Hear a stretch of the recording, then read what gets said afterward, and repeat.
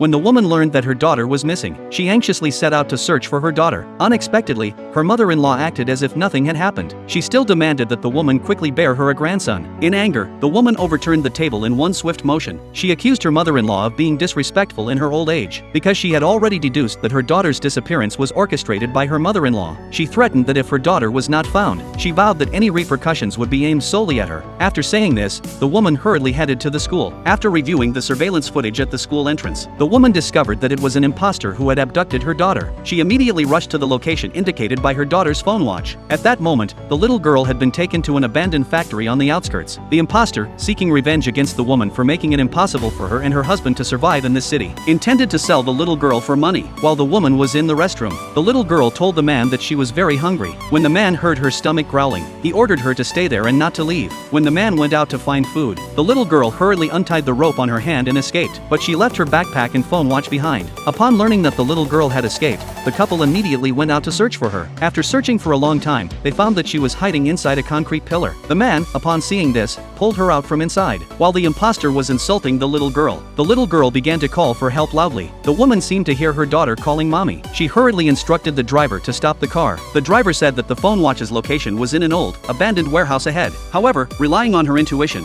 the woman got out of the car anyway. She believed her daughter must be nearby. Sure enough, she saw the imposter holding her daughter and threatening her. She pleaded with the imposter not to harm her daughter. She declared that any repercussions should be directed solely at her. However, the imposter was filled with resentment. She blamed the woman for exposing her false identity as the CEO's wife, which had caused her husband to lose his job as a driver, and also led to their son being expelled from school. The woman was forced to kneel on the ground, pleading with them to spare her daughter, but the imposter stubbornly refused to agree. Fortunately, at the crucial moment, the police arrived in time. They shot the imposter dead and arrested the man. The woman immediately ran forward and embraced her daughter. She asked if her daughter was injured. Her daughter had fainted from the shock in her arms, but she would wake up very soon. The woman knew that her mother-in-law disliked both her and her daughter. She planned to separate from the CEO. The CEO said that he had already sent his mother abroad for a vacation, but he never imagined that his mother would collude with outsiders to kidnap his daughter. The woman did not want to bring up any more painful matters. She only hoped that the three of them could live peacefully from now on. At that moment, her daughter also woke up.